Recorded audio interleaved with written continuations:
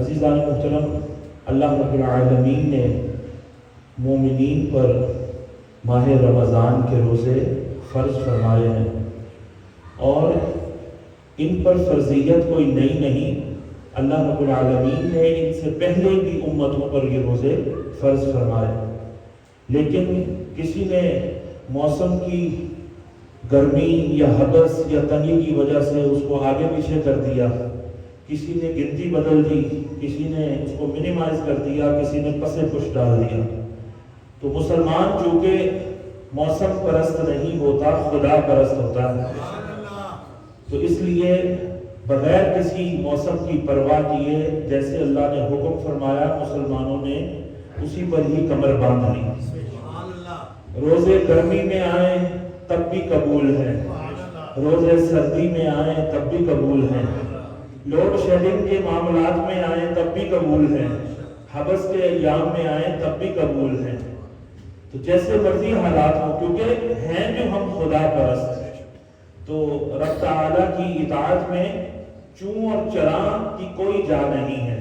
تو الحمدللہ اس لیے فرمایا کہ ساری عبادات کے اندر اطاعت کا غلبہ ہوتا ہے، لیکن روزہ ایسی عبادت ہے کہ اس میں عشق کا غلبہ ہوتا ہے۔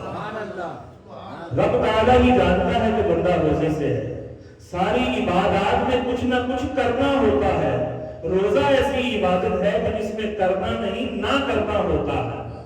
یعنی روزے سے کس طرح پتہ لگ رہا ہے کیا چھوڑا ہے؟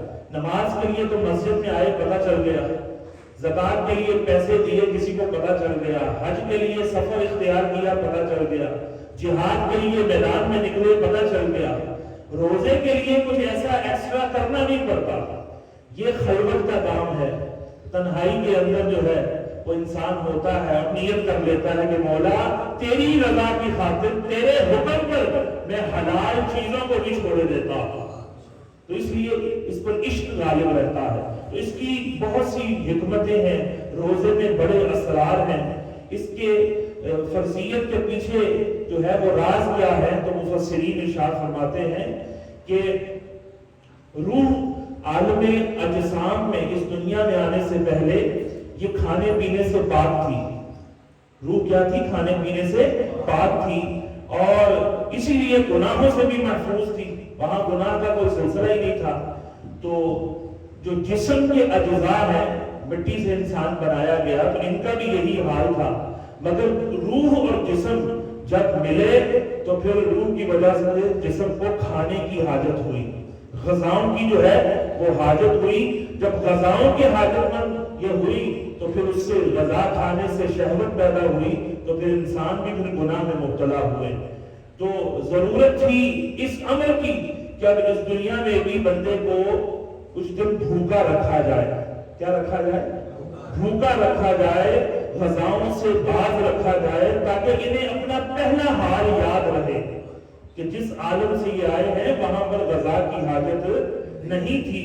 تو اس لیے پہلے کی طرح جس طرح تب گناہوں سے بچے ہوئے تھے، تو دنیا میں آ کر عالم اجسام میں بھی بھوکے رہ کر کچھ دن انسان گناہوں سے کیا رہے؟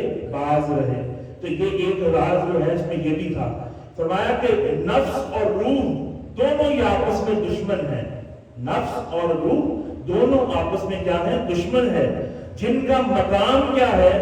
جسم انسان کے جسم میں نفس ایک ایسی قوت ہے جو سدھار بھی جائے تو یہی رب تعالیٰ کی بارگاہ میں پہنچنے کے لیے اچھی سواری بن جاتی ہے، اور اسے سدھارا نہ جائے، آلودہ رہنے دیا جائے، گناہوں کا غلاف بھی اس پر چڑھا رہے، غفلت کا حجاب بھی اس پر جو ہے وہ مسلط رہے، تو پھر یہ ایسا سرکش گھوڑا بنتا ہے کہ یہ سیدھا جہنم میں ہی لے کر دم لیتا ہے، بندے کو جہنم میں پہنچا کر ہی یہ سانس لیتا ہے۔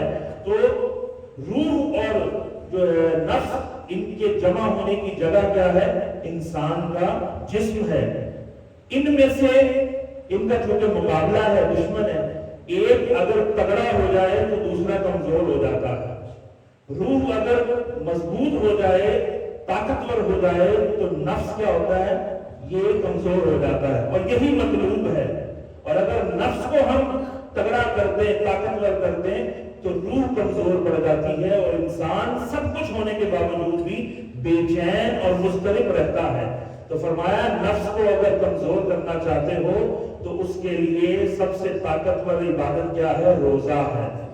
اللہ کریم نے اس لیے روزہ فرض کیا۔ اللہ رب العالمین نے بزرگان دین فرماتے ہیں کہ اللہ رب العالمین نے جب نفس کو پیدا کیا تو اسے پوچھا کہ تو کون ہے اور میں کون ہوں؟ بڑی غور سے سننے والی بات ہے۔ تو کون ہے اور میں کون ہوں؟ تو یہ کہنے لگا کہ انت انا انا، تو ہے اور میں ہوں، تو ہے اور میں ہوں۔ اللہ رب العالمین نے فرشتوں سے فرمایا کہ اسے 1000 سال تک آگ میں جلاؤ۔ اسے آگ میں جلایا گیا۔ پھر اس سے جب پوچھا گیا کہ تو کون ہے اور میں کون ہوں، اللہ رب العالمین نے پوچھا تو پھر کہنے لگا انت انا، کہ تو ہے اور میں ہوں۔ اس کی میں ختم نہیں ہوئی۔ 2 مرتبہ اس کو 1000 برس تک جلایا گیا لیکن اس کی میں نہیں مری۔ پھر اللہ رب العالمین نے فرشتوں سے کہا کہ اسے 40 دن بھوکا رکھو، اسے 40 دن بھوکا رکھو۔ جب اسے بھوکا رکھا گیا تو پھر پوچھا گیا کہ تو کون ہے اور میں کون ہوں؟ تو یہ رب تعالیٰ سے عرض کرنے لگا کہ انت ربی وانا عبدک، تو میرا رب ہے اور میں تیرا بندہ ہوں۔ یعنی 2000 برس آگ میں جلانے کے باوجود یہ اس کی میں نہیں مری۔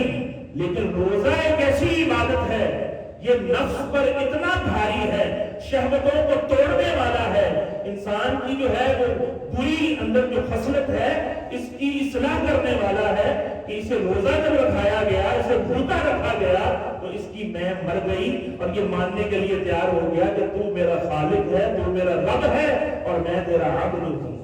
تو ایسی عظیم یہ عبادت ہے عزیزان محترم، اس میں غفلت نہیں برتنی چاہیے کہ انسان جو ہے بھوکا رہے، پیاسا رہے، جائز جو ہے شہوت اس کو پورے کرنے سے بھی روکا رہے، لیکن اس کے باوجود وہ اللہ رب العالمین کا جو مقصود ہے، اللہ جو چاہتا ہے کہ ہمیں وہ متقی بنا دے، پرہیزگاری ہمیں حاصل ہو جائے اور ہمیں جو ہے ہم آنکھ کا روزہ نہ رکھیں، ہم ہاتھ کا روزہ نہ رکھیں، میوزک ویسے سنتے رہیں، کان ہمارا حرام سے پر ہوتا رہے، نگاہیں حرام کاری کرتی رہے، زبان جھوٹ بولتی رہے، غیبتیں کرتی رہے، الزام تراشیوں میں رہے، چغلی کھانے میں لگی رہے، تو پھر ہمیں بھوکے پیاسے رہنے کے سوا کچھ بھی حاصل نہیں ہوگا۔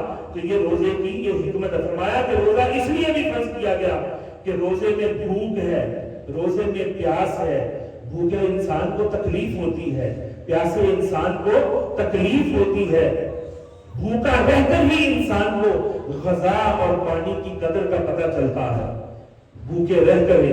تو اللہ رب العالمین ہمیں بھوکا رکھ کر غریبوں کا احساس دلانا چاہتا ہے کہ جب ان پر بھوک طاری ہوتی ہوگی، ان کے گھروں میں فاقے ہوتے ہوں گے تو وہ کس طرح سے اپنا وقت گزارتے ہوں گے۔ تو لہذا مسلمانوں، آپ فراوانی کے دنوں میں، خوشحالی کے دنوں میں، بلکہ تنگی کے دن بھی ہوں تو مفلسوں اور ناداروں کو نہیں بھولنا، ان کے ساتھ بھی مدد و معاونت کا سلسلہ جاری رکھنا ہے۔